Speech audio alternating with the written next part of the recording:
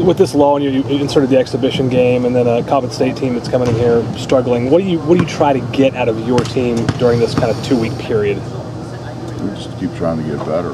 We had a really good practice yesterday, but we watched about 30 minutes of film in there on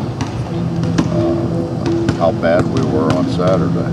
Because we were bad on Saturday defensively, and it's one thing to somebody telling you about it, it's another thing for you to see it.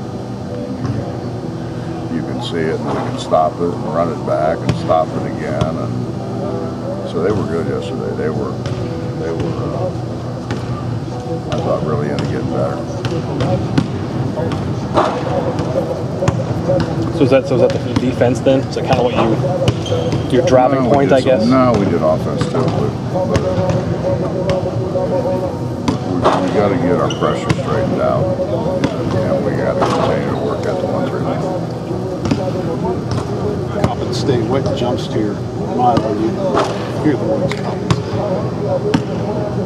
Billy scheduled the game. That's the first thing that jumps to my mind. Dixon.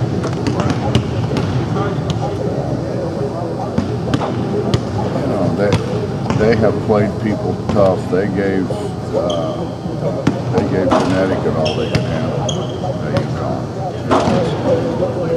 It's a matter of if you can make enough shots, because they're not going to get, hopefully anyways, inside what other people like. But when you talk about defensive issues, is it they don't understand where to go, or effort? Where is it lacking at this point in the season?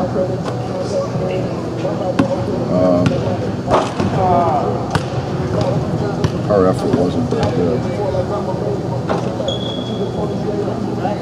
They know what they're supposed to do. It's a matter of, that ball mesmerizes people.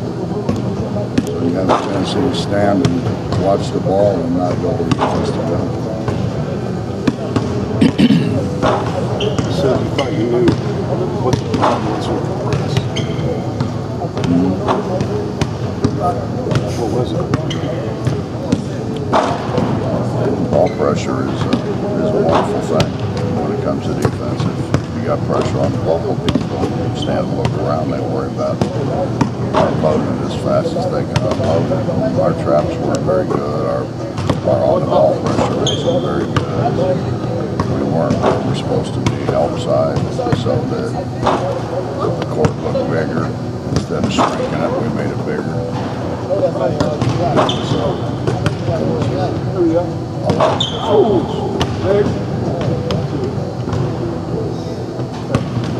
What was it that convinced you as you matured the importance of defense? Especially maybe the point that it's even more important than offense. I think it goes back to high school. I watched my dad win with inferior talent that really guarded.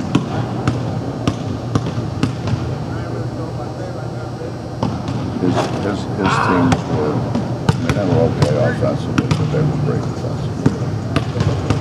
And, growing up where I grew up not far down the road from where, Coach Knight's from. So you could watch that. When I went to Walsh, I went over to Indiana several times to go listen to Coach Knight. I just think defense travels. Offense doesn't travel sometimes. You could have much more success being consistent defensively than you can offensively. That doesn't mean that offense isn't important. It doesn't mean that. Hell, I like to see it go to the basket as much as anybody. But it's hard to be as consistent on that end of the floor. Is it fair to say that you can teach defense more than you can teach offense? As far as offense requires certain skills. It takes a lot more skill, and there's so much more involved in offense than what people realize. setting good screens, which people don't really pay attention to. Not taking the ball out of your hands by setting screens. Being able to use screens. Being able to pass the ball. We call timeout, and I got great assistants with a lot of experience, and they're like, we need to do this and this, and I'm like, okay, fine. Tell me who's going to pass the ball. And it's kind of like when I had Deshaun. I wanted Deshaun to pass it to Deshaun. Yeah. But you can't do that. And you got to figure out how to get people out of the way. Because, at the end of the day, everything comes down to everybody's trying to create an isolation in one sense or another. And really, it's a numbers game. We're trying to, why do you ball screen? You try to ball screen to get a 2-on-1. Or 4-on-5 or a 3-on-4. All comes down to numbers. The team that can control the numbers for the most part is a team that is successful. If you had to say who wins the game, the team that scores the most, or that holds the other team to the least? Who wins? Yeah. You got to be able to score, but yeah, I would say, Bob, even that those people who people said were great offensive teams were at least very good defensively. You go back to Vegas and stuff. Tark hardly ever practiced offense. They scored so much from their defense.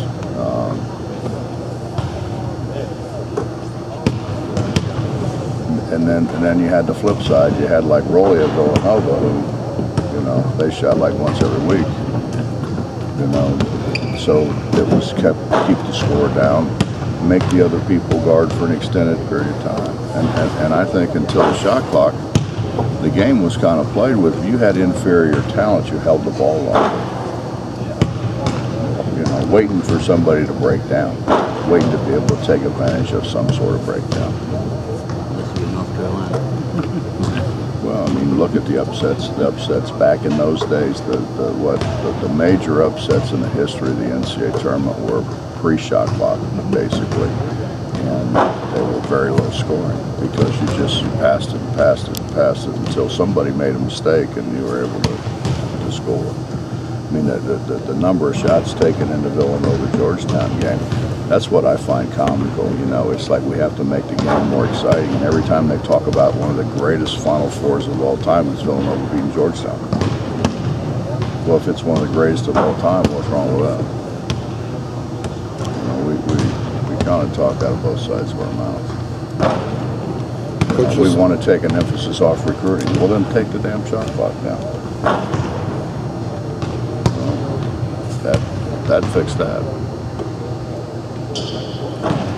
Listening to you, talking about the trap, and not to throw this on one or two guys, but is that kind of a sign of just like what a guy like Adrian Holden kind of gave you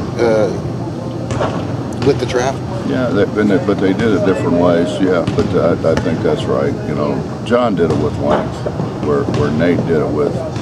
Nate was great, got great at pursuit angles, did a great job with his hands, nearing the ball.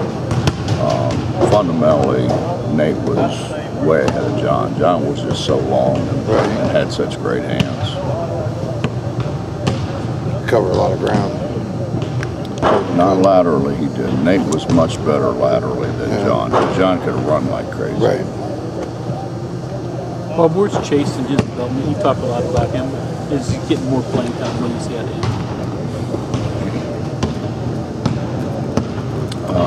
I thought he was really good early, and I think he got hit with the finals thing last week. Honestly, it's the least intensity that Chase has played with probably since he's been here. But that happens when you're in finals and you're studying and your mind is really not into basketball like a bunch of us that had to rely on being able to outthink people rather than outrun people. Get caught up in that at that time of year. That was that for me. I noticed you said us. That was as diplomatic as I could possibly make. You've used a different rotation of guys at the top of your press. Have you comfortable with any, all? Well, Wes is the best. Yeah. Wes is the best up there, but it depends on how they're trying to attack you Right. as well. You know, everybody's got guys they hide, Justin. You know, everybody's got guys that are more valuable on one end than they are on the other, and everybody tries to put them in areas where they can cause the least amount of damage. And that's the reality of it. I mean, you don't want to say that, but that's right. it. You very rarely have a team where you got 5 like guys who can really sit down and guard.